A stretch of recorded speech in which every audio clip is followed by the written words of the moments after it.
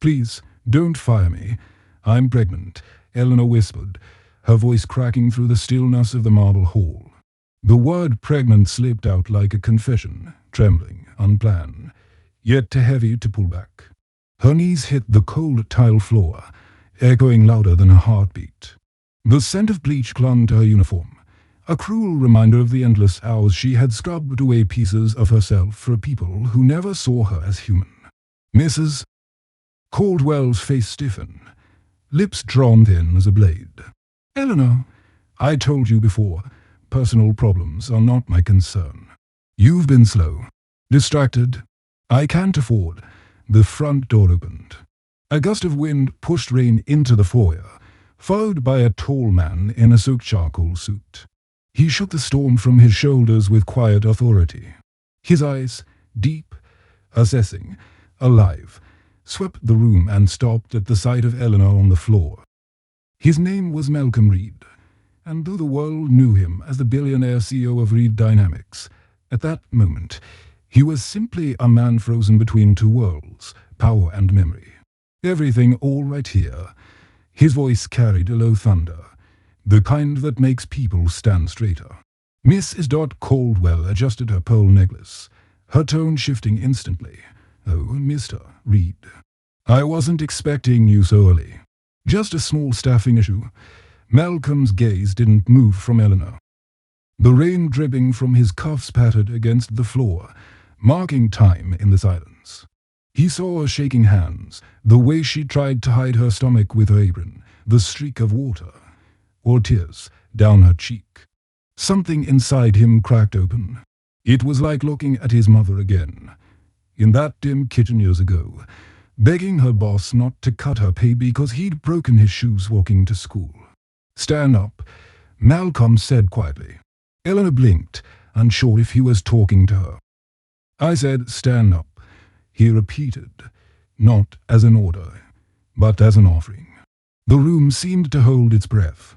Eleanor rose, trembling, clutching the rag in her hand as if it were the only thing tethering her to the world. How long have you worked here? Malcolm asked. 4 years, sir, she said softly. Never missed a day till now. He nodded slowly, eyes narrowing in thought. And she's firing you because you're pregnant. I don't want trouble, Eleanor stammered.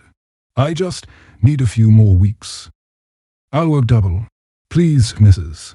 Caldwell interjected, forcing a smile that didn't reach her eyes. Mr. Reed, I assure you, her condition isn't the reason. Standards must be maintained. Malcolm's jaw tightened. He looked round. Polished floors, gold-framed portraits, a house that gleamed with the sweat of people like Eleanor. Standards, he murmured, tasting the word like something bitter. I see. He turned back to Eleanor. Do you have another job? She shook her head. Family. Just me, she said. And the baby? The room seemed smaller now. Rain drummed against the glass, like the world outside was listening. Malcolm exhaled through his nose, the same way he did when staring at balance sheets full of hidden losses. But this wasn't numbers. This was human calculus. Cost and value stripped of the lies. Finally, he looked at Mrs. Caldwell. You're right about one thing, he said evenly. Standards do matter. Her smile returned. That's why I can't let someone like you represent my company. Her face froze in confusion. You see, Malcolm continued, I own this house. The Caldwell Foundation was acquired by Reed Holdings last month. Which makes you, Mrs.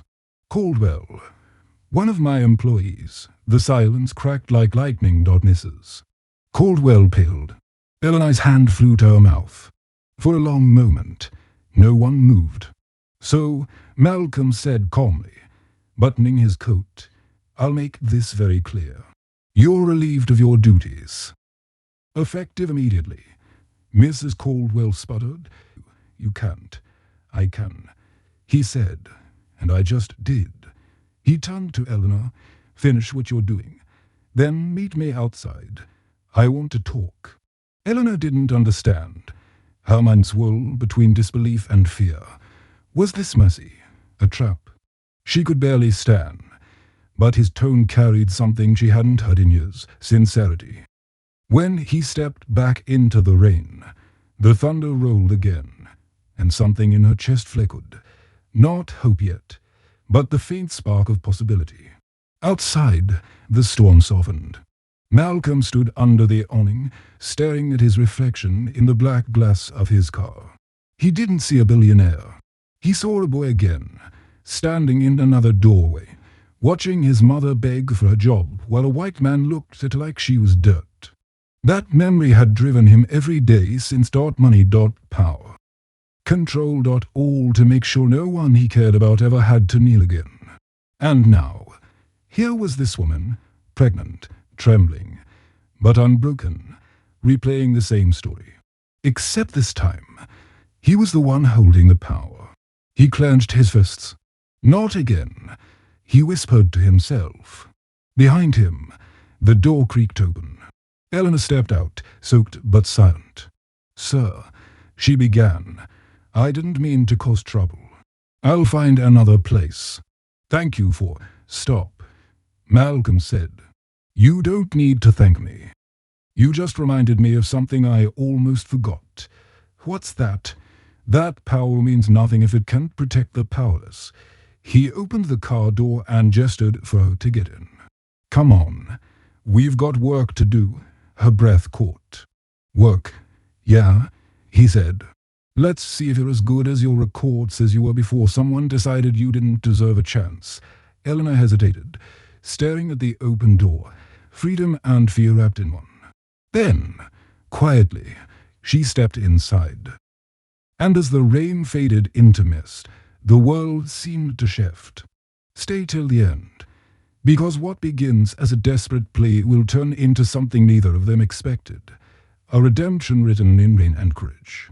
And if you think this is where it ends, stay with me, because what comes next will change everything.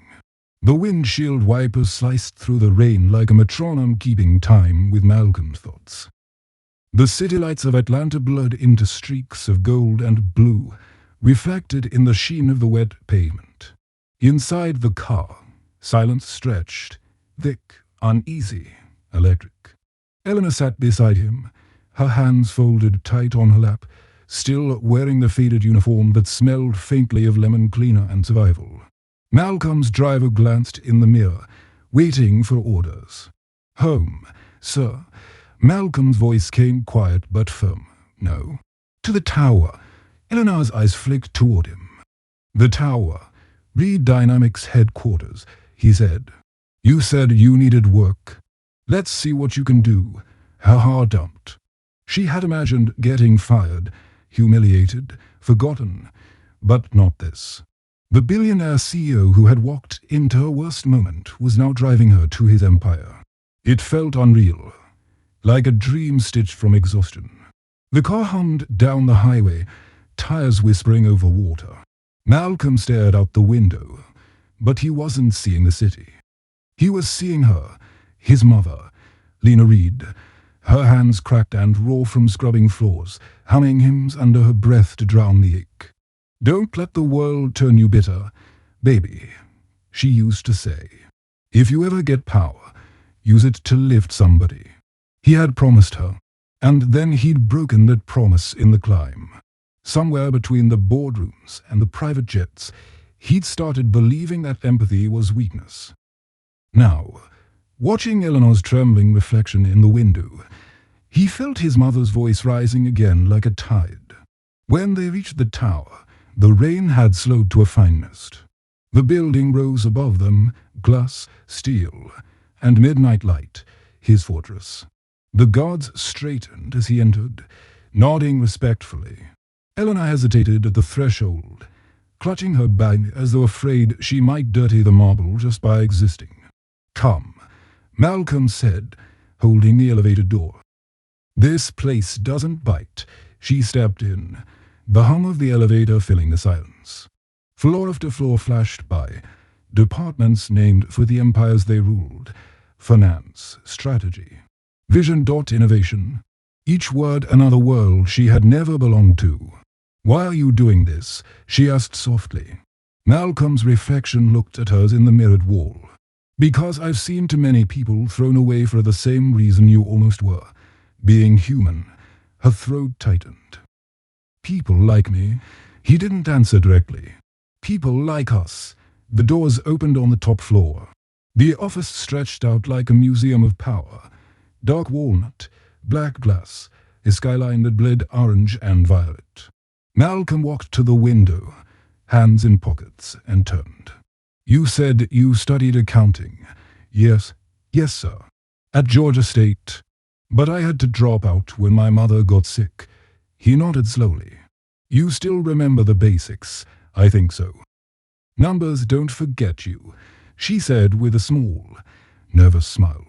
A corner of his mouth twitched, the closest he came to a smile. "Good answer." He handed her a folder from his desk. "This is a subsidiary report. Tell me what you see."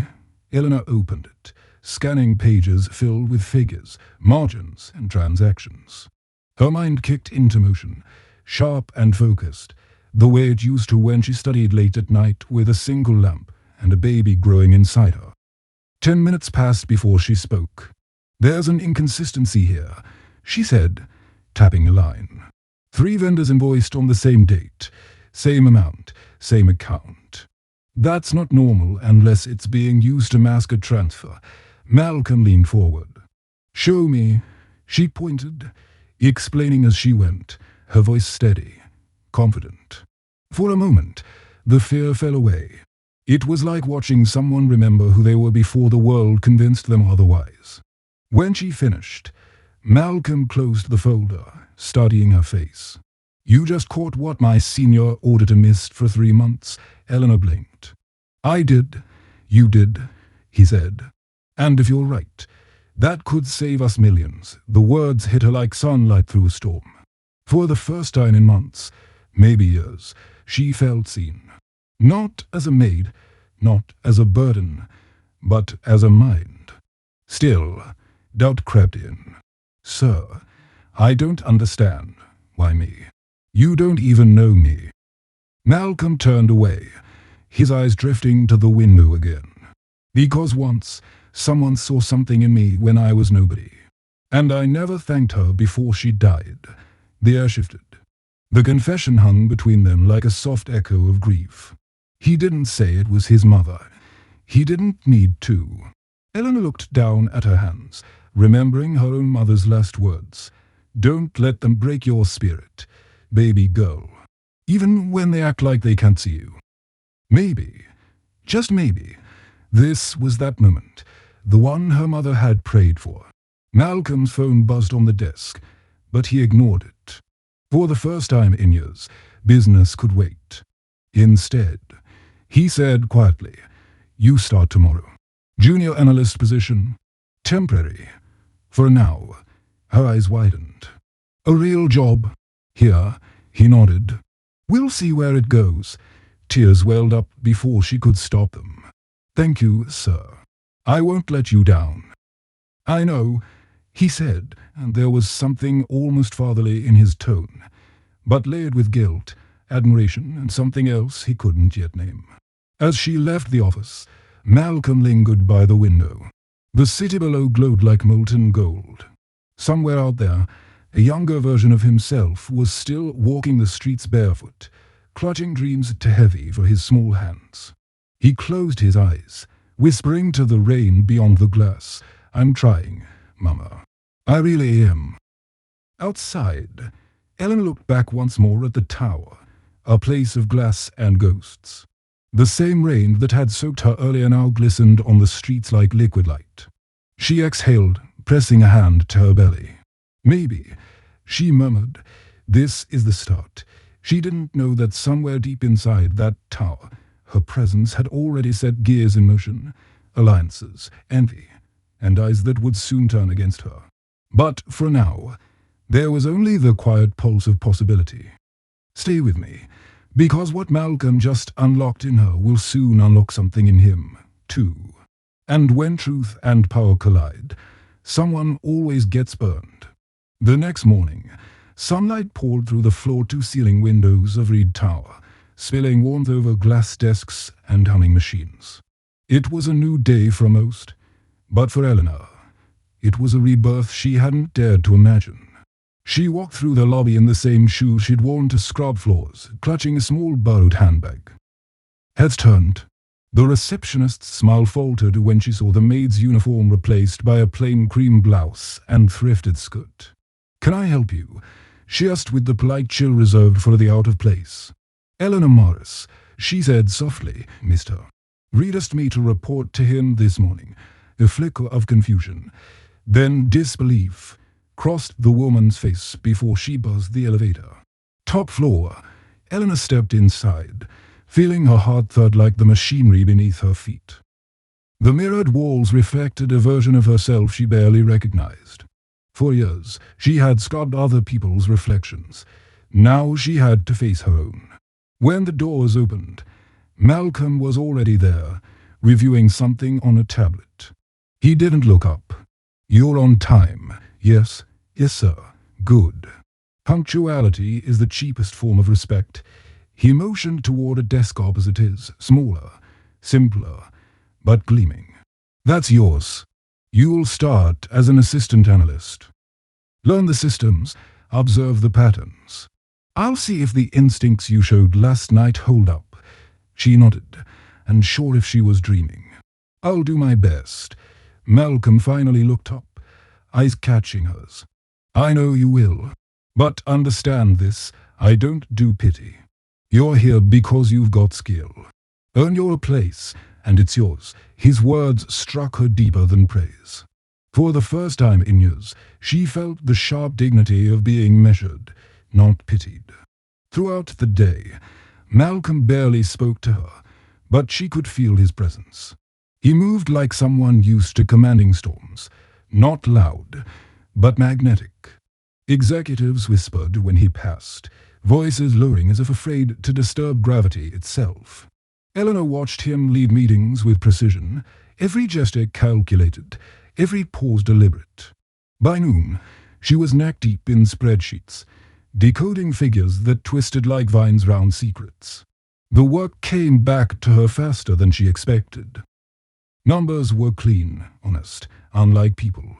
Still, doubt clung to her. Every time she typed, she wondered if the others were watching, waiting for her to fail. "Ms. Morris," a voice said from behind. She turned to find a woman in a crisp grey suit, her smile tight as wire. "I'm Jordan Pierce, Director of Operations.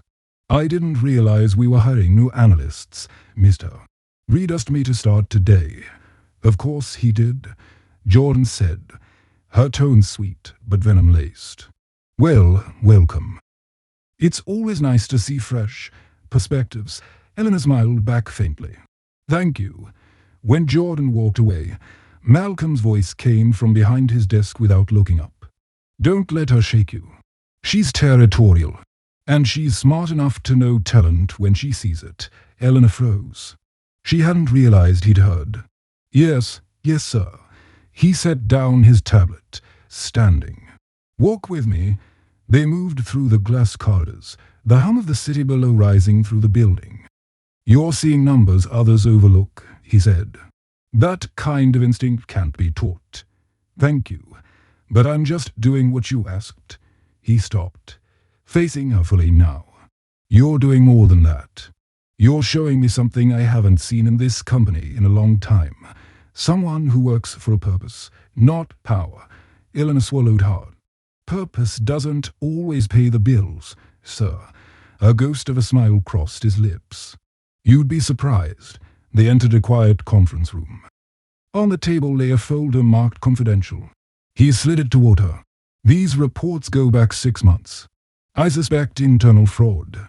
If you find anything, you report only to me." Her eyes widened. "Sir, that's a lot of responsibility." "Good. Let it scare you a little. Fear keeps us honest." Eleanor hesitated, hands trembling slightly as she opened the file. She didn't understand why he trusted her, but something inside her whispered that this moment, this task, was a door. I'll do my best, she said again. I don't need your best, Malcolm replied quietly. I need your truth. Their eyes met, not as boss and employee, but as to survivors of a world that demanded too much from them too soon. As the day stretched into evening, Malcolm watched her work through the glass wall of his office. She didn't just calculate, she read the numbers, tracing them like stories. Every cell on that screen was a battle, a breath. He recognized that intensity. It was how he used to look at the world before success dulled the edges of hunger. When the clock hit 8, she was still typing. Everyone else had gone home. You can stop now, he said from the doorway. I'm almost done with this section. He folded his arms. You don't have to prove anything to me. Maybe not to you, she said softly. But I do to myself. For a moment, the air between them pulsed with something unspoken. Respect, admiration, maybe even fear of what that connection could mean. Malcolm cleared his throat, breaking the moment. There's a company gala this weekend. Everyone will be there. You'll come as my guest, her eyes widened. You're a guest. Sir, I'm not ready. You will be, he interrupted. Think of it as a test. You'll see who we're really dealing with. She hesitated. Why me? Because, he said, turning away, sometimes the truth hides better in a room full of lies. And you, Miss Morris, seemed to have a way of seeing through them. As she gathered her things, Eleanor felt the world tilt slightly under her feet. Whatever this was, it was bigger than a job.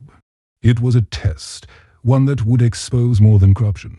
When she left, Malcolm stayed alone in the dim glow of his office. He picked up a framed photo of his mother, her smile soft, her eyes strong. I'm doing what you told me, Mama, he whispered, helping someone find a way. Maybe she'll help me find mine. Down in the street, Eleanor walked beneath the city lights, her reflection rippling in every puddle. The skyscraper loomed above her, gleaming like a promise and a warning. Stay till the end. Because what Malcolm just offered isn't just a job. It's a test of loyalty, truth, and power. And the storm that's coming will make yesterday's rain look like mercy. Morning sunlight spilled across the skyline like melted gold, and for the first time in years, Eleanor woke up with purpose instead of panic. The air in her small apartment felt lighter. She laid a hand on her stomach and whispered, We made it another day. The bus ride to Reed Tower was quieter than usual. Maybe it was her. She noticed things differently now, the rhythm of the city. The smell of roasted coffee drifting from street corners, the tired hope in strangers' eyes. Everything seemed charged with possibility. When she stepped into the building, even the marble floors seemed to hum beneath her shoes. She took the elevator up to the 42nd floor and slipped into her desk. A mug of fresh coffee already waited there. She frowned until she noticed a small note tucked beneath it in Malcolm's neat handwriting. You caught what others missed. Keep going. A smile broke through her guarded calm. The morning vanished under spreadsheets and figures. She lost herself in the rhythm, analyzing, calculating, verifying. Numbers danced, patterns whispered secrets. It was as if the company itself were talking to her. But as she worked, she began noticing something strange. Certain financial trails looped back into the same subsidiary accounts, small amounts siphoned quietly, invisible unless looked too long. Someone was feeding from the inside. Her phone buzzed. A text from an unknown number. Be careful what you dig for. Not everything wants to be found. Her pulse spiked. She looked round, no one was watching. But the message vanished before she could screenshot it. She exhaled slowly and returned to the file, her heart pounding louder than the keyboard clicks. Across the glass wall, Malcolm watched her with quiet fascination. He recognized that posture, the tilt forward, the narrowed eyes, the hunger of someone rediscovering their worth. It stirred something dangerous in him, admiration wrapped in protectiveness. By noon, he summoned her to his office. Walk with me, he said. They took the private elevator to the rooftop garden, a sanctuary of glass and greenery above the city. The air smelled of mint and rain-soaked stone. From here, the city stretched endlessly below them, alive and unknowing. "You ever think about how far up we are?" he asked. She followed his gaze. Every second, he nodded, a shadow crossing his face. "When you climb this high, you forget what the ground feels like. Success can do that, it turns the air thin. Then maybe the trick," she said softly, "is remembering to breathe for the people who can't make it up here yet." Malcolm looked at her, surprised by the precision of her words. "That's what my mother used to say." "Then she must have been wise." "She was," he said. "Too wise for the life she had." Silence bloomed between them, not awkward, but full of meaning. The wind tugged at her hair, and for the first time, Malcolm noticed how sunlight caught in it. He looked away, suddenly aware of the boundaries between what was professional and what was human. "Eleanor," he said, "you're doing good work. But I need you to be careful. There are people here who smile in daylight and bleed the company dry at night. They'll notice you soon. They already have," she said. "I got a text this morning." His jaw tightened. "From who?" "I don't know. It disappeared." He pulled out his phone. "Forward anything suspicious to me from now on. If anyone approaches you, you tell me first. You think I'm in danger. I think truth always is." When she returned to her desk, the atmosphere felt different, colder. Watched. Jordan Pierce, the operations director, passed by, her perfume sharp as accusation. "Settling in nicely, Miss Morris." "Yes, thank you. Good. You might find that things here move faster than you're used to." "Keep up." Eleanor smiled politely. "I'll do my best." Jordan's heels clicked away, leaving the faint echo of warning behind her. That night, the building emptied, but Eleanor stayed behind. She worked through the accounts until her eyes blurred. The deeper she dug, the clearer the pattern became. Someone was using dummy vendors to siphon funds through shell companies. The last name on the approval trail made her freeze. Jordan Pierce. Her heart hammered. She copied the files onto a flash drive and slipped it into her pocket just as the elevator dinged. The sound made her jump. Malcolm stepped out, jacket off, sleeves rolled. "Still here?" She turned, startled but relieved. "I found something." He walked closer, studying the fear and fire in her eyes. "Show me." She handed him the file. "It's her. Jordan. She's covering her tracks through 3 shell vendors. Millions gone." He flipped through the pages, expression unreadable. "You're certain?" "Positive." He leaned against the table, thinking. "If you're right, this changes everything.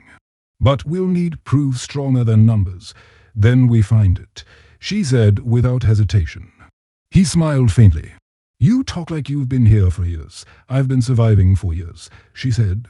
"This is just a better battlefield." Malcolm let out a quiet laugh. "Fair enough." As the rain began to tap against the glass, he really looked at her. "You know, when I built this company, I thought money would buy justice. I was wrong. Justice comes from people like you, those who still believe in right when it's inconvenient." Her throat tightened. "You give me too much credit." "No," he said. "The world gives you too little." For a moment, their eyes held, suspended in something neither dared to name. Then he straightened, the CEO mask returning. "Go home." Eleanor. Rest. "Tomorrow we'll confront her." She nodded, pocketing the flash drive. "Yes, sir." When she left, Malcolm stayed by the window, staring down at the city that glittered like temptation itself. He knew tomorrow could unravel everything: his company, his image, his control. But as he watched the lights flicker below, he also knew this. He would not let her face it alone. Down on the street, Eleanor walked through the drizzle, the flash drive warm in her palm. The night air smelled like electricity charge, waiting. She felt the baby stir, and for the first time, she wasn't afraid. Stay with me, because what she discovered tonight will set the fuse for everything that follows. Tomorrow, the masks will crack hand when truth breaks free. It never does so quietly. Dawn crept over Atlanta like a slow confession. From the 42nd floor, the city looked innocent, traffic flowing, people rushing, coffee in hand. But in cybered dynamics, tension thickened the air. Malcolm felt it in the silence of the halls, the way conversations stopped when he passed. Word traveled fast in buildings made of glass. Ellen arrived early, the flash drive clutched in her pocket like a secret heartbeat. She hadn't slept. Every time she closed her eyes, she saw the numbers twisting into Jordan Pierce's name, heard the phantom echo of that warning text, "Be careful what you dig for." Malcolm met her outside his office. His shirt sleeves were rolled, his eyes rimmed red. "You still have it," she nodded, placing the flash drive in his palm. "Everything's there. Invoices, vendor lists, transfer 6 months of evidence." He closed his hand over it, feeling the weight of truth. "Then, we're not waiting any longer." They entered the executive conference room together. The space was glass, steel, and tension. The board members were already seated. Jordan at the head of the long table, perfectly poised. Her lipstick was as sharp as her tone. "Malcolm Ms. Morris. To what do we owe this early morning drama?" Malcolm's voice was calm. "We're here to discuss discrepancies in our subsidiary accounts. Ms. Morris uncovered something I think the board should see." A ripple of surprise passed through the room. Jordan's smile faltered for the first time. "Ms. Morris, the new assistant analyst. I wasn't aware interns presented financial findings to the board." "She's not an intern," Malcolm said. "She's the reason we found this." He inserted the flash drive into the projector. The screen filled with columns of data, transactions looping through shell companies, identical invoices, falsified vendor names. Gasps rippled. Eleanor stood beside him, hands trembling slightly but voice steady as she explained the pattern.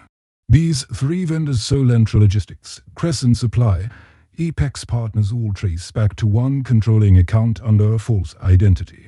Payments routed through Cayman Holdings, ending here." She clicked, revealing the final name. "Jordan Pierce."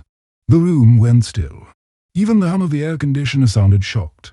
Jordan laughed, a brittle, practiced sound. "This is absurd. Anyone could fake a trail with enough time." "You expect me to believe?"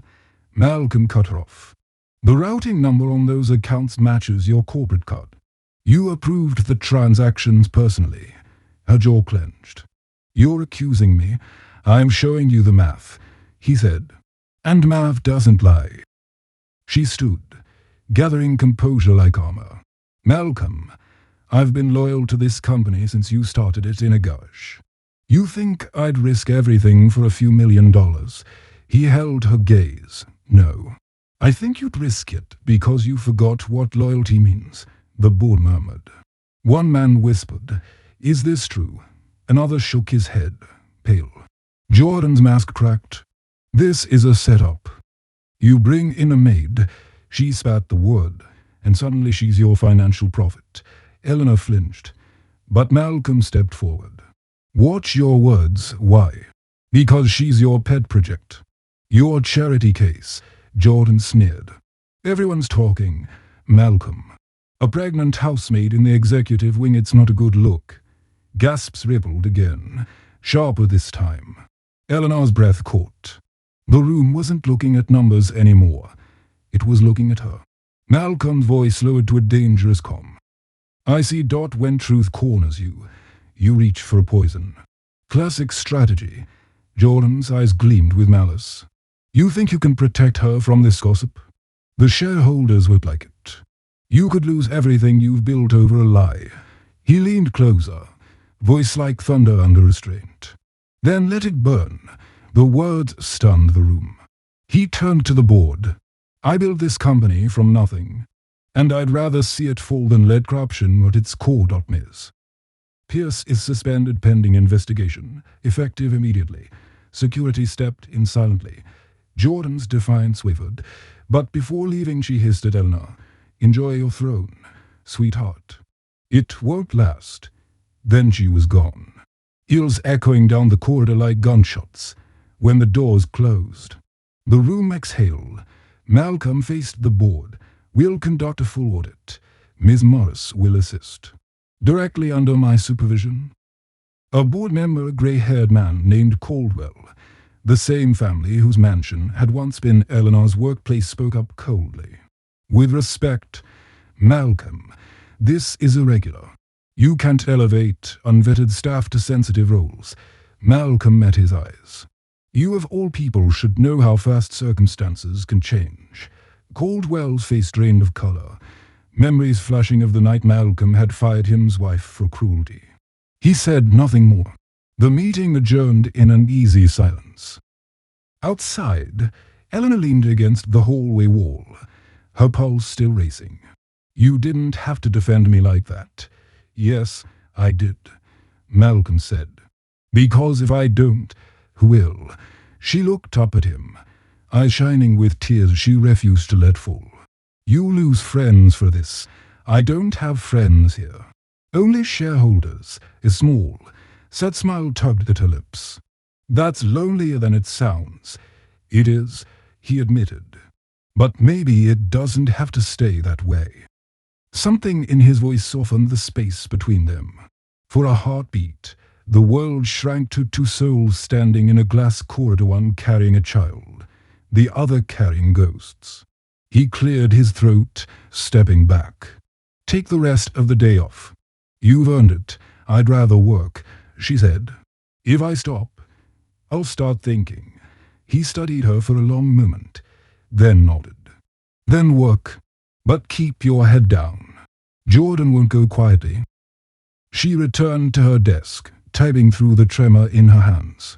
Outside, the rain began again, a steady, cleansing rhythm. Malcolm watched her from his office, feeling the unfamiliar weight of something more than duty. He'd built an empire on logic and control, but this woman, this maid-turned-analyst, was rewriting his blueprint in real time. Later that evening, as he reviewed the data alone, his phone buzzed. A message from an unknown number. "You made a mistake protecting her. You think Jordan was the only one." He stared at the screen, unease curling in his gut. Another text followed. "Some debts never die, Malcolm. And some eyes never stopped watching you." He looked out over the city lights, rain streaking the glass like veins of mercury. Somewhere out there, an old enemy was stirring. He whispered to the darkness, "Then let them come." But deep down, he knew the revelation they uncovered today was only the surface. "Stay with me, because every truth has a price, and theirs has just come due. The next move will break something neither of them can replace." The following week unfolded like a drawn bowstring, stretched tighter with every sunrise. On the surface, Reed dynamics returned to routine, meetings, reports, coffee breaks, but beneath it all lay an unease that hummed like static. Whispers followed Eleanor through the halls now, low enough to pretend they weren't meant for her. "She's the reason Jordan's gone. Did you hear she was a maid? Malcolm's new project. She's pregnant, too." She heard them all. Every rumor cut another invisible line through her, but she kept her chin high, pretending the noise didn't reach her bones. Malcolm had warned her, "They'll try to break you first with words." He was right. Still, she refused to shrink. That morning, he called her into his office. Papers covered the desk, reports, financial audits, and a few photographs of Jordan meeting privately with people outside the company. "Surveillance picked up these 2 days ago," Malcolm said. "She's meeting with Riverton Holdings. Competitors. She's feeding them internal data." Eleanor frowned. "So she's still fighting back." He nodded grimly. "And she's not alone. There's a mole in this building helping her." "Do you know who?" "Not yet. But I have a feeling we're being watched." Before she could respond, the intercom buzzed. "Mr. Reed," said the receptionist's tight voice. A journalist from the Ledger is here. He says it's urgent. Malcolm's eyes narrowed. Send him up. Minutes later, a young man in a blue suit entered with the slick confidence of someone who thrived on secrets. Read, miss. Morris, he greeted, flashing a smile that didn't reach his eyes. Name's Calvin Brooks, investigative desk. Thought you'd want to comment before we run the story. What story? Malcolm asked evenly. Calvin tapped his phone, opening an email. A source inside Reed Dynamics claims the CEO is in an inappropriate relationship with an employee. A pregnant employee, the words dropped like stones. Eleanor's throat tightened. That's not true, he shrugged. Then you'll want to say that on record. But either way, it runs tomorrow. Your silence will be taken as confirmation. Malcolm stepped forward, voice low but sharp. If you print a lie, I'll dismantle your paper in court. Calvin smirked. You can try. But the photo we received looks pretty convincing. He turned his phone, a blurred image of Malcolm and Eleanor on the rooftop, sunlight catching her face as he leaned close. The frame told its own story, one that wasn't real but would destroy reputations nonetheless. Eleanor's breath caught. That's taken out of context. Context doesn't sell papers, Calvin said. Emotion does. Malcolm's patience fractured. Get out, he said. Calvin slid a card onto the desk and left, whistling softly. When the door closed, silence pressed in. Eleanor stared at the floor, shame rising even though she'd done nothing wrong. They'll believe it, won't they? Some will, Malcolm said. People love a scandal more than the truth. Her voice broke. I can't afford this. I'm just trying to survive, Malcolm. I can't be your headline. He softened, stepping closer. You're not. I'll handle it. But the damage had already begun. By afternoon, whispers became phone calls. By evening, blogs buzzed with unverified rumors. The CEO and his maid, scandal inside Reed Dynamics. Each headline twisted the knife. Malcolm's board demanded a meeting. They were polite, formal, and furious. Malcolm, said Caldwell, his tone dripping with full sympathy, you've done extraordinary work. But this mess threatens investor confidence. You think I care about their gossip? You should, Caldwell said. Shareholders don't fund morality plays. The words struck deep. He'd fought his entire life to be taken seriously as a black CEO in a world that looked for any excuse to drag him down. Now, one photograph threatened to undo decades of sweat. That night, he found Eleanor sitting alone in the dark office, eyes red. She'd been scrolling through comments online, strangers dissecting her life, her body, her worth. I should quit, she whispered. If I leave, maybe it dies down. No. He shook his head. That's exactly what they want. It's what you need, she said bitterly. Your reputation's on the line. He crouched beside her. My reputation means nothing if I can't stand up for what's right. And you being here, fighting. That's right. Her lips trembled. Why do you care so much? He hesitated. Because you remind me of who I was before I started caring about power. For a moment, the air between them felt fragile, electric. Then she stood, turning away. This isn't fair. I worked so hard to be invisible, and now I can't hide. You shouldn't have to, he said quietly. You deserve to be seen for the right reasons. She didn't answer. 2 days later, someone leaked internal emails. Fake, but convincing, implying financial favoritism and romantic entanglement. The board suspended Malcolm pending an ethics review. Overnight, the empire trembled. News vans lined the street outside Reed Tower. Cameras flashed. Reporters shouted questions. Malcolm exited the building flanked by security, expression carved from stone. Eleanor watched from her desk, helpless. Inside, Jordan's voice echoed in her head. Enjoy your throne, sweetheart. It won't last. By evening, Her phone buzzed again, an unknown number. You think he'll still protect you when they turn on him? You're just leverage, Eleanor. Nothing more. She deleted the message but couldn't shake the chill that followed. When Malcolm arrived at her apartment later that night, rain soaked through his suit. "They've suspended me," he said, voice flat. "I saw," she whispered. "I'm so sorry. It's not your fault." "Yes, it is. This all started with me." "No," he said. "It started the moment I let this company believe fear was leadership.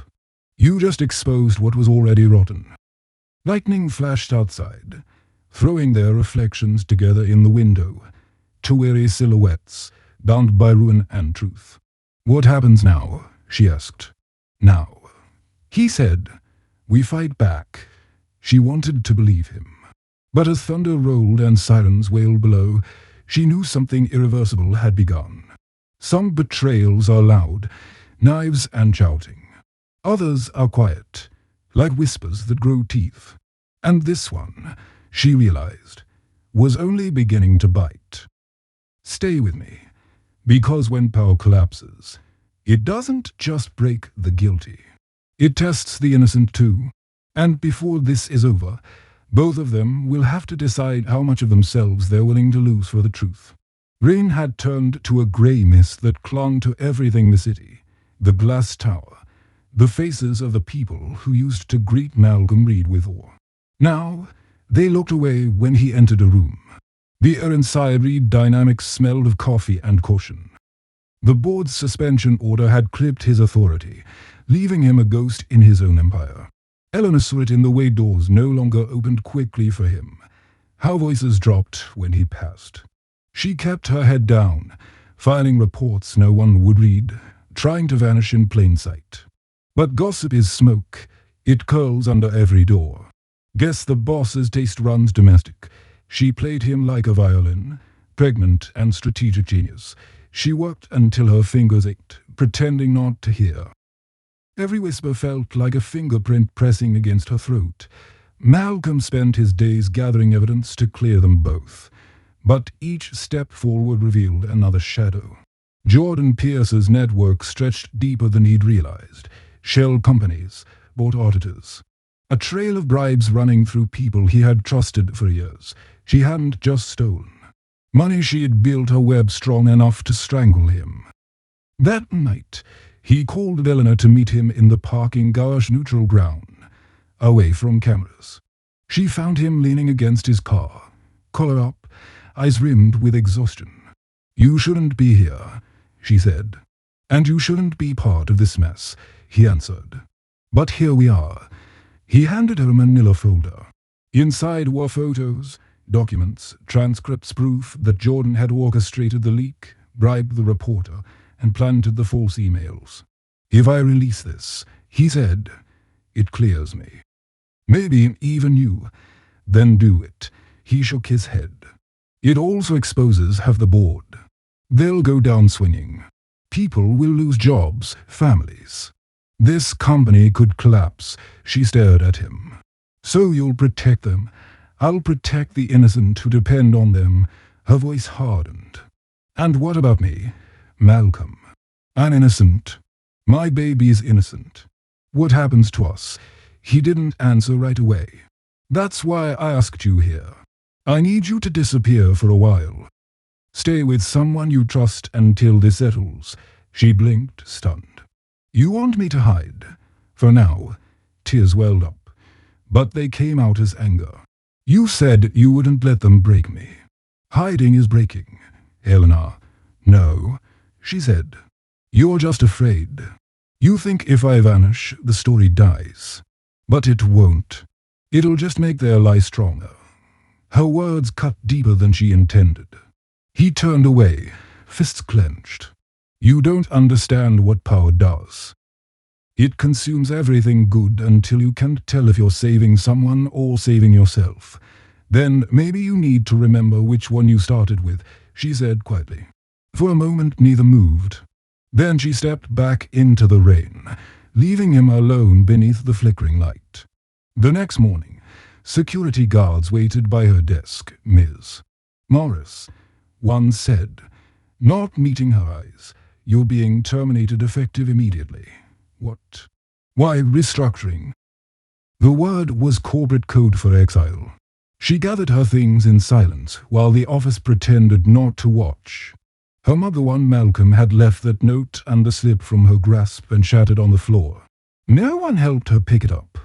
She walked out of Reed Tower carrying a cardboard box and her unborn child.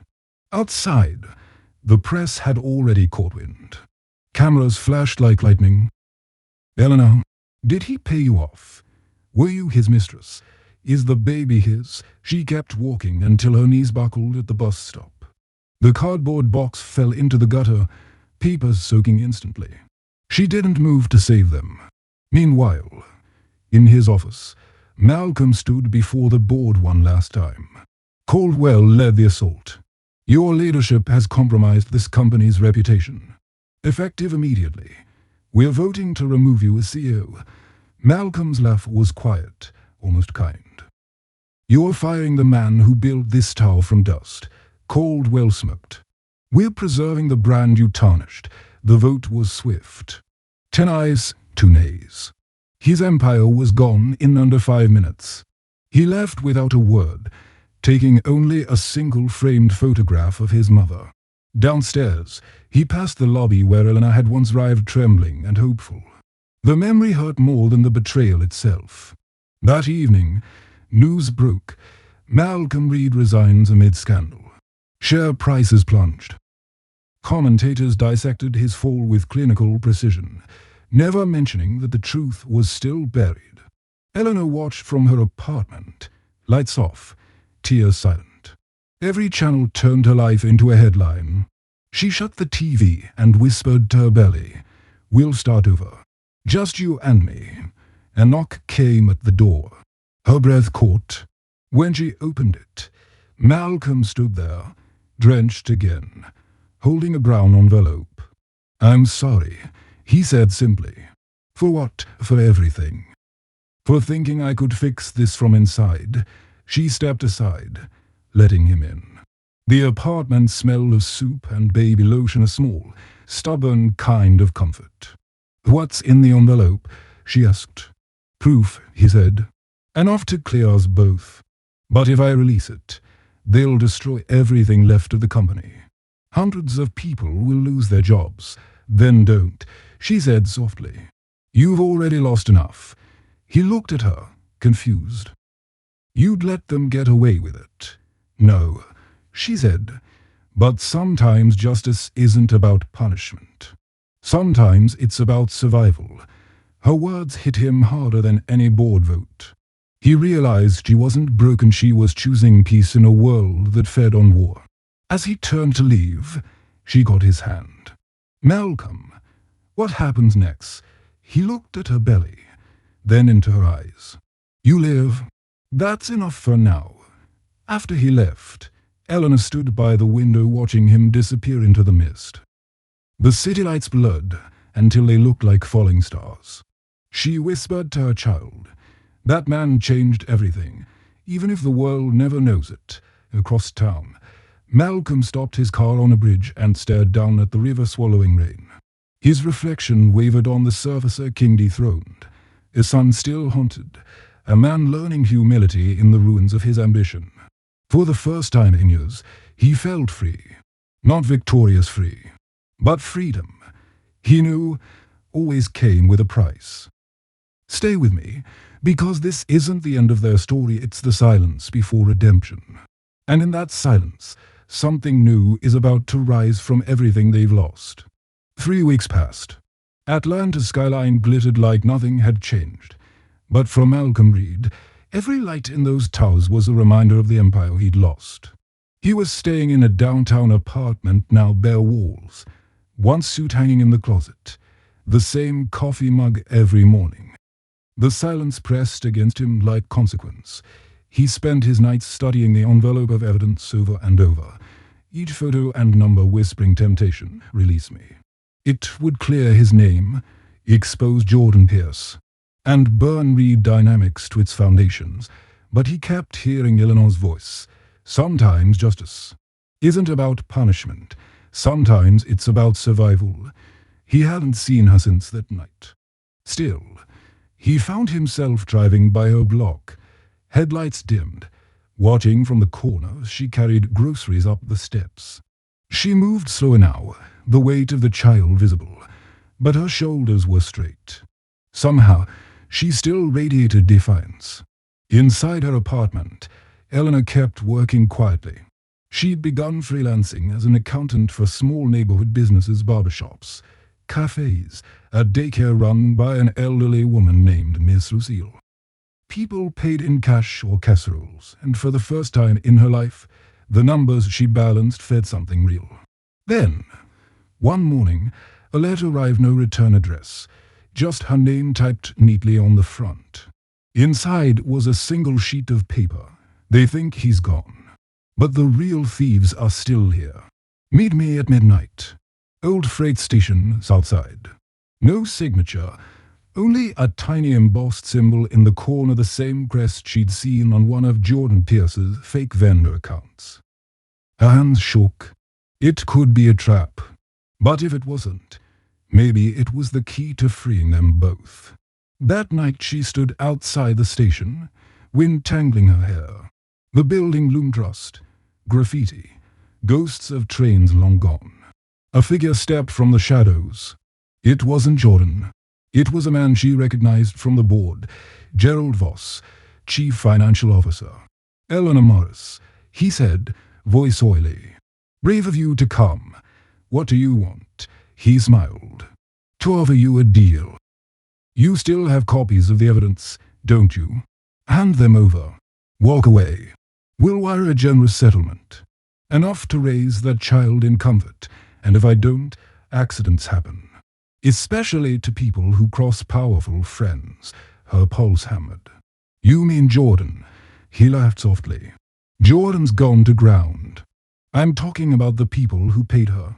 The same ones who financed Reed Dynamics' expansion. You think Malcolm was ever truly in control? He was just the face. Eleanor swallowed hard. And you? You're one of them. I'm the one cleaning up his mess. He stepped closer. Last chance, Miss Morris. She stared at him, then reached into her bag. For a moment his eyes gleamed with greed. But instead of a flash drive, she pulled out her phone, recording the entire conversation. You just confessed, she said. His expression froze. The door behind her burst open. A man in a black hoodie lunged, snatching the phone. She screamed, stumbling back. But before the attacker could move again, headlights flooded the platform. A car door slammed. Let her go. Malcolm's voice cracked through the night like a warning shot. He charged forward, grabbing the hooded man and hurling him against the wall. The phone clattered to the ground. Voss bolted for the exit, but Malcolm caught him by the collar. You're done, he growled. Sirens wailed in the distance. Someone must have called the police. Voss struggled, breath ragged. You think you'll win this time? You'll just be the angry black man who couldn't handle his downfall. Malcolm's eyes burned. Then let me be the angry man who finally told the truth. When the police arrived, Eleanor handed over the recording. It wasn't perfect, but it was enough to start the fire. Within hours, warrants spread through the financial district. Names fell. Accounts froze. Jordan Pierce was caught boarding a flight to Zurich. The network began to unravel. By morning, reporters flooded the streets, again this time with a different tone. Reed Dynamics scandal deepens, evidence clears former CEO. Malcolm refused interviews. He spent the day at the precinct giving statements, then drove straight to Eleanor's apartment.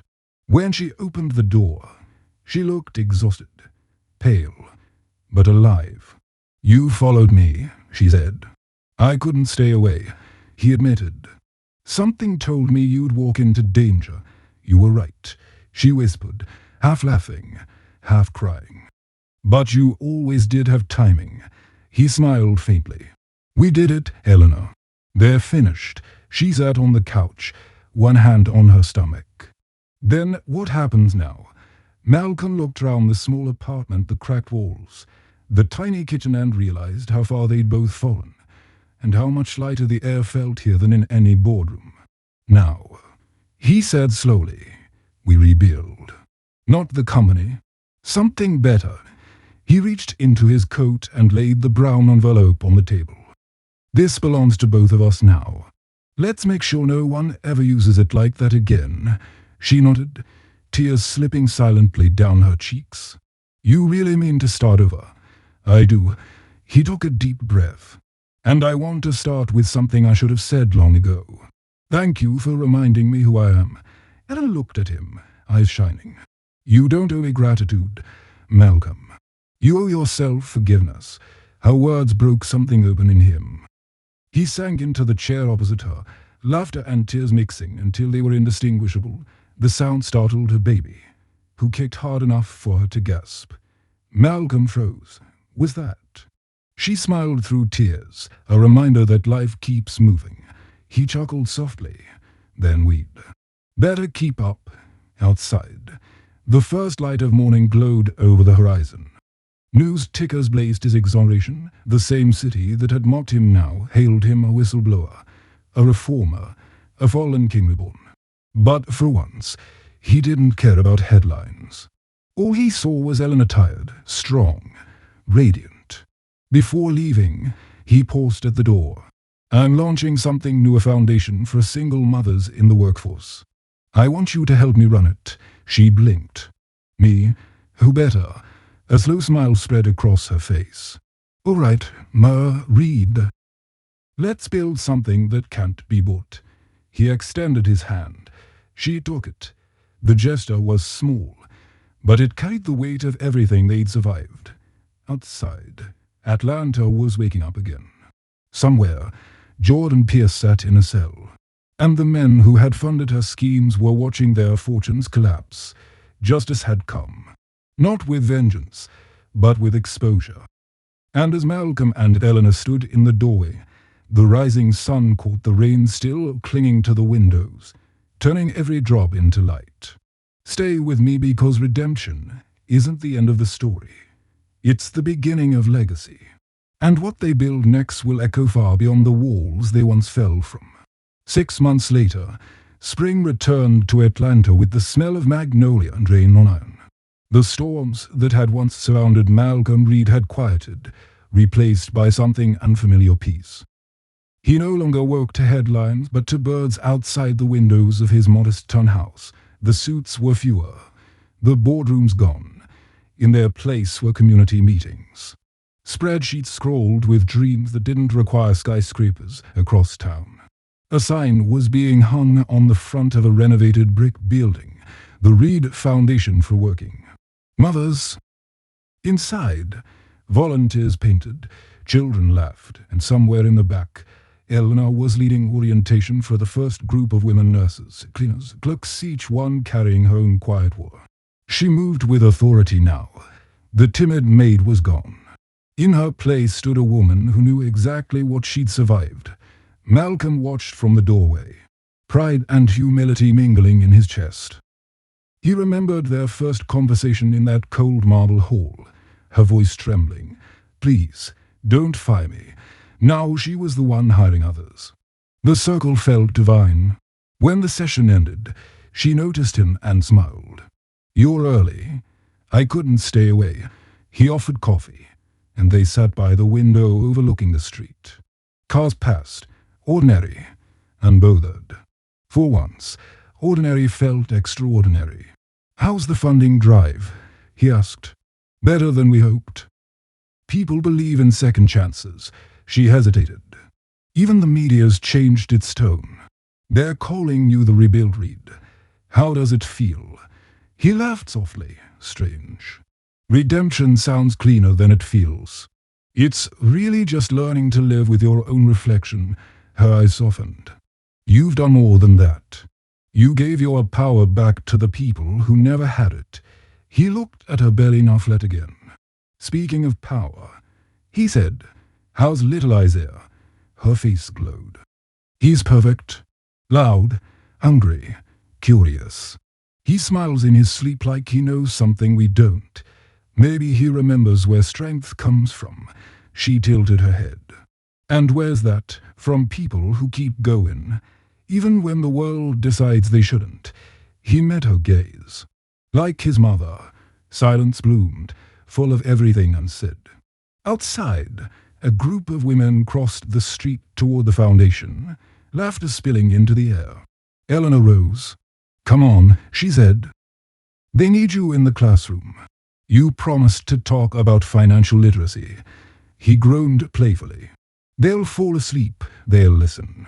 Because for once, the man with the money actually remembers where he came from." He followed her down the hall to a small room filled with folding chairs and the scent of fresh paint.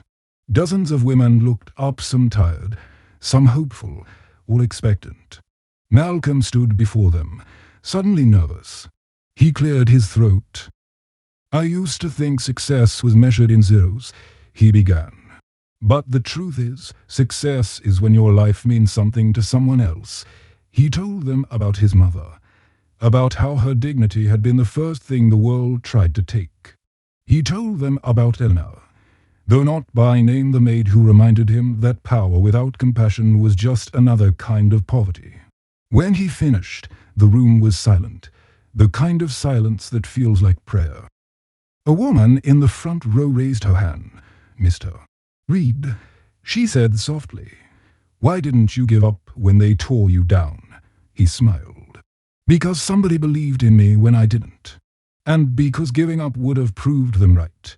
Afterward, as the crowd dispersed, Eleanor touched his arm. "You have a way of making people feel seen." He looked at her, voice low. "You taught me that evening." They walked through the garden behind the foundation. Lanterns glowed between rows of lavender. Atlanta hummed in the distance, a lullaby instead of a roar. Eleanor pushed the stroller, humming, while Malcolm carried a box of donated books. Every step felt like a benediction. "Do you ever miss it?" she asked. "The boardrooms, the suits, the rush, sometimes," he admitted. "Then I remember how empty it felt up there." She nodded. "I used to dream of working in a place like that. Now I dream about building something that outlives me. That's the better dream," he said. They reached a bench overlooking the city lights. Isaiah stirred, tiny fists stretching. Ella lifted him, rocking gently. Malcolm watched, a quiet ache blooming in his chest, part pride, part longing. He'd lost everything he thought mattered, only to find the one thing that did. "You know," he said, "my mother used to pray that I'd find peace before power. I never understood her. Now I do." Eleanor smiled. "Peace isn't quiet, Malcolm. It's choosing the noise worth listening to." He laughed. "Then I'll listen to this." He gestured to Isaiah's soft coos, the distant music of the city, her voice. "Everything else can wait, for a long while." They sat in silence, the kind that doesn't need filling. Then Eleanor turned to him. "What will you do now? You could rebuild your company if you wanted." He shook his head. "No. Let someone else build towers. I'll build bridges." She studied him, understanding dawning. "Bridges to where? To people who are left on the wrong side of opportunity." Her eyes shone. "You really mean that, don't you?" "I do," he said simply. "I've been rich twice now, once in money, and once in mercy. Mercy's worth more." A single tear slipped down her cheek, but it wasn't sorrow, it was relief. For all the loss, they'd arrived here, whole. As night deepened, they walked back through the garden. Lights flickered on in the windows above, women studying, children laughing, lives rebuilding. The foundation was alive, breathing proof that tragedy could give birth to grace. At the entrance, Malcolm paused. "Eleanor," he said softly, "I want you to run this place. Officially, I'll stay on the board, but you're the heartbeat. You always were." She shook her head, stunned. "Malcolm, I can't. You already do," he said, smiling. "Now you'll just get the title." She looked at him for a long moment, then nodded. Only if you promise to keep showing up. We need your fire, he grinned. Then it's a deal. They shook hands, but neither let go immediately. In the warmth of that touch lay everything they'd endured, the plea, the scandal, the fall, and the slow climb back toward light. Later, after everyone had gone home, Eleanor stood alone in the hall, gazing at the foundation's plaque. Beneath the name was the inscription she'd chosen. For every woman who was told she was replaceable, may you know you never were. She ran her fingers over the words, whispering a quiet thank you to the man who had believed her tears were worth listening to. Outside, Malcolm watched from the street, hands in his pockets. He didn't go in. Some moments don't need witnesses. They need distance to glow. He turned toward the skyline, the same city that had once cheered his fall, and smiled. The rain began again, soft, forgiving, endless. Stay with me, because legacies aren't born in headlines. They're born in hearts. And before this story ends, the world will finally see what love built from loss can look like. The morning of the Foundation's first-year anniversary broke clear and blue, the kind of Atlanta day that smells like new beginnings. The Reed Foundation building stood polished and bright, banners fluttering across its brick for Wade. Women arrived in pressed uniforms and Sunday dresses, children chasing one another through the courtyard. Cameras waited at the gate, but for once they weren't hunting scandal, they were recording hope. Inside, the halls were filled with laughter and the faint rhythm of gospel music. Eleanor moved through the crowd like a conductor, shaking hands, hugging volunteers, adjusting name tags. She wore a navy dress that matched the color of calm. A year ago, she had walked out of Reed Tower carrying a cardboard box. Today, she carried a clipboard that decided futures. In the auditorium, chairs filled quickly. On stage sat a single empty seat beside the podium, the one reserved for Malcolm. The reporters whispered when he entered. He no longer looked like the tycoon from the business pages. His suit was simple, his hair touched with gray, but his eyes held the kind of peace that comes only after a storm that nearly kills you. Eleanor met him at the steps.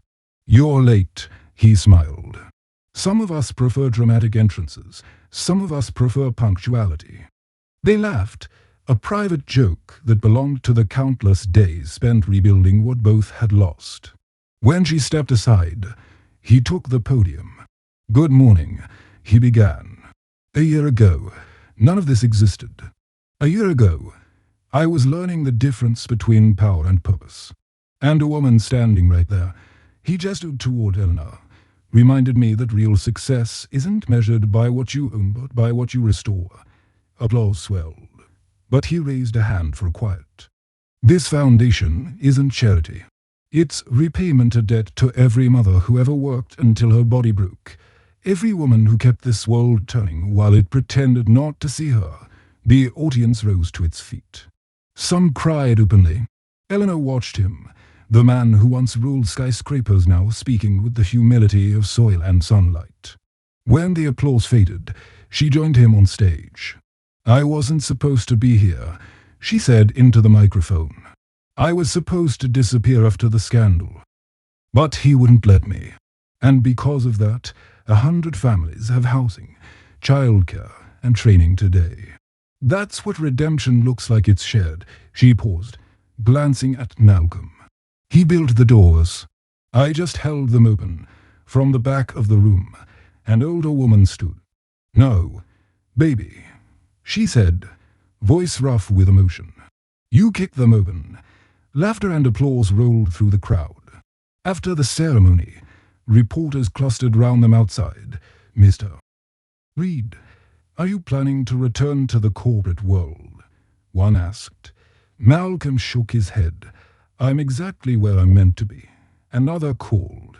"Miss Morris, how does it feel to go from maid to director?" Eleanor smiled. "It feels like proof that destiny listens when you refuse to stay silent." That evening, after the crowds left, they lingered in the quiet building. The sun dipped low, throwing a light across the walls lined with photos of women who had found new beginnings, each story framed like scripture. In the courtyard, a small tree grew from the center of a circular garden. Its roots had been planted on the day the foundation opened. A plaque at its base read, "From the hands that cleaned floors to the hands that build futures." Eleanor knelt to brush dirt from the plaque. "It's growing fast," she said. "It should," Malcolm replied. "You water it every day. It's not just me." He watched her a moment, then reached into his pocket and pulled out an envelope. "I wanted to give you something." She frowned, taking it. Inside was a legal document, the deed transferring ownership of the foundation building to her name. "Malcolm, no. You can't. I can," he said gently. "It should belong to the woman who gave it life." Tears blurred her vision. "I don't know what to say." "Say you'll keep building," he said. "That's enough." She hugged him, the kind of embrace that speaks of gratitude too deep for a language. When they pulled apart, Isaiah toddled toward them from the playroom, squealing. Malcolm scooped him up, the child's small hands patting his face. "You still planning to teach him numbers before he learns words?" Malcolm teased. "Numbers are honest," she said. "So are hearts," he replied. They walked outside as twilight painted the sky lavender. Street lights flickered on, catching the gold in Eleanor's hair and the silver in Malcolm's temples. Cars passed, the city humming its endless song. "Do you ever think about that day?" she asked quietly. "When you walk through that door, every day," he said. "It reminds me that sometimes the universe breaks you just to make you pay attention." She smiled. "It broke both of us and built something better." He looked at her. "Eleanor, you saved me from myself." "No," she said softly. "You saved the part of me that still believed in miracles." They stood watching the foundation, lights flicker on each window, a small heartbeat against the dark. Isaiah giggled between them, and Malcolm whispered, "He's going to change the world, you know." "So will you," she said. He shook his head. "No, my part's done. Yours is just beginning." Later that night, after she locked up, she found a letter waiting on her desk. It was in Malcolm's handwriting. "Eleanor, if you're reading this, it means I've finally learned to rest. Don't look for me in boardrooms or news feeds. Look for me here in every woman who finds her strength, in every child who grows up unafraid to dream. That's where I'll be. You taught me that power and grace can share the same skin. Thank you for letting me hear the words my mother never got to say. I'm proud of you, Malcolm." She pressed the letter to her heart and walked outside. The night smelled of rain again. She looked up at the sky, whispered a prayer for him, and let the wind carry it. Weeks later, a photo of the foundation appeared on the front page of the Ledger, the same paper that had once tried to destroy them. The headline read, "From Scandal to Salvation, How Compassion Built an Empire." Beneath it, a caption, "Eleanor Morris and the late Malcolm Reed's legacy continue to transform lives across the South." The city finally understood what they had built. And somewhere beyond headlines and history, perhaps in the echo of rain against glass, a voice whispered what it had whispered from the beginning: "Stand up," because that's what they did. They stood up, together, and the world changed because of it. If you felt this story, share it somewhere. Someone still believes their beginning looks like an ending. Show them it doesn't.